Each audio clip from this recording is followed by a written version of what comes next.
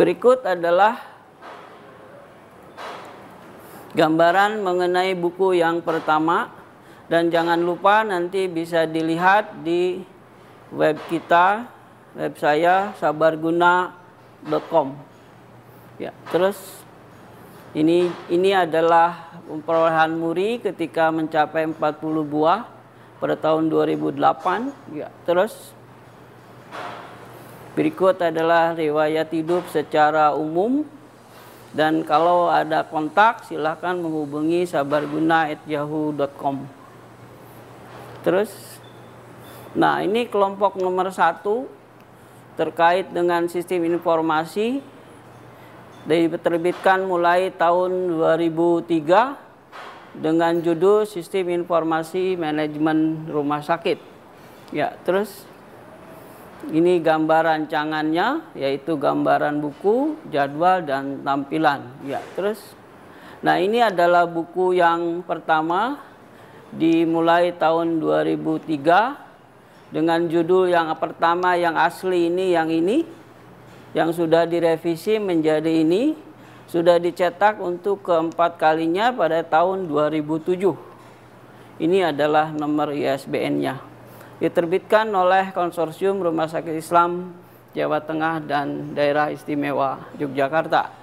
Ya, terus isi bukunya ini meliputi data informasi pengetahuan sampai pengembangan sistem informasi di rumah sakit.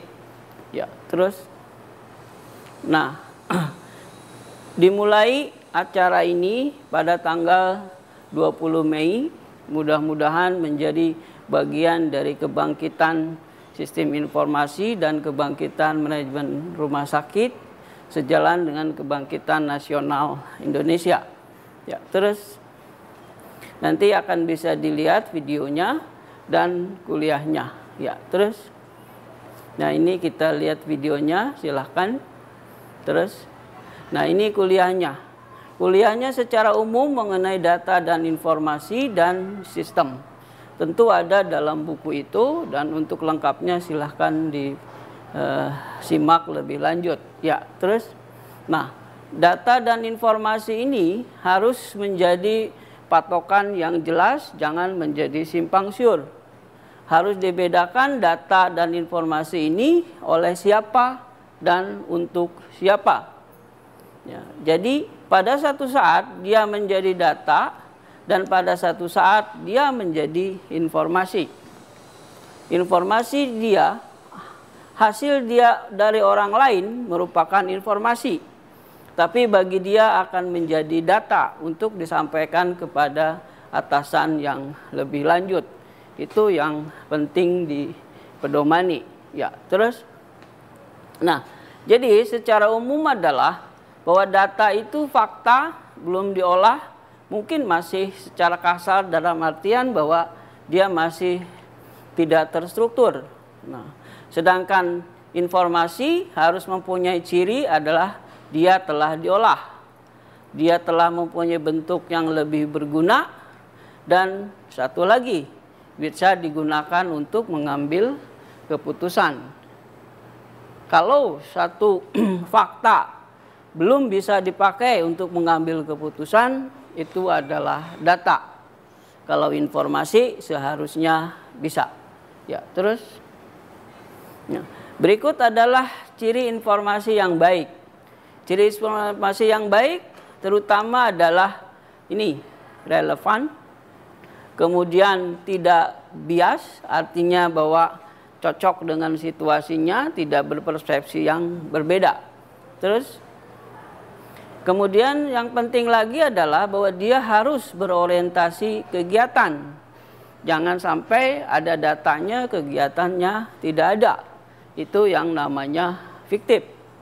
Dan tentu saja juga harus sesuai dengan target kinerja. Ya, terus. Nah, jadi informasi yang baik seharusnya, yang penting juga adalah bahwa dia cost efektif. Artinya bahwa dia dicari dengan biaya yang cukup dan hasilnya yang berguna dengan beban biaya yang memadai. Ya, terus. Nah, secara keseluruhan sebenarnya informasi yang baik dari sudut lain juga penting diperhatikan, yaitu unsur relevansi dan unsur tidak bias. Ya, terus kemudian sistem. Apa itu sistem? Sistem yang sangat menonjol misalnya yang paling umum adalah sistem pencernaan. Mulai dari mulut sampai dubur itu mempunyai fungsi-fungsi dan organ-organ berbeda. Mulai dari mulut, kemudian lambung, usus sampai ke dubur dengan fungsi yang berbeda-beda. Tetapi secara kesatuan dia merupakan kesatuan yang utuh. Jadi mulai dari proses sampai kepada tujuan. Walaupun fungsi-fungsinya berbeda, dia harus mempunyai satu kesatuan yang utuh. Ya, terus nah, di rumah sakit seharusnya juga bahwa sistem data dan pengolahannya oleh sistem informasi serta informasi harus juga merupakan suatu sistem. Artinya merupakan kesatuan. Setelah informasi diperoleh, bisa dilakukan analisis oleh direkturnya, dilakukan pengambilan keputusan, satuan kerja melakukan kegiatan, kegiatannya berupa data, akan diolah kembali menjadi informasi. Inilah yang penting untuk rumah sakit, bahwa ini harus merupakan satu siklus yang seringkali banyak sekali hambatannya.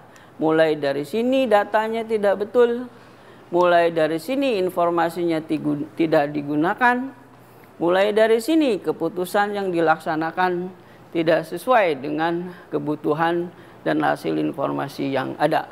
Ya, terus ini adalah apa yang harusnya dilakukan oleh sistem informasi di rumah sakit, yaitu mengumpulkan data, mengolah, menyajikan, menganalisis, dan menyampaikan. Seringkali hal ini juga tidak lengkap.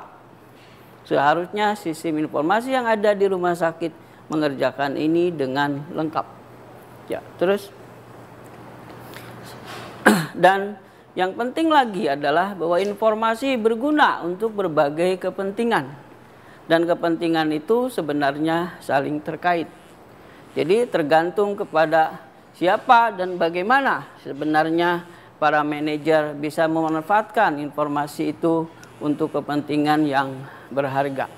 Ya, terus saya kira itu mengenai yang pertama, mudah-mudahan bermanfaat.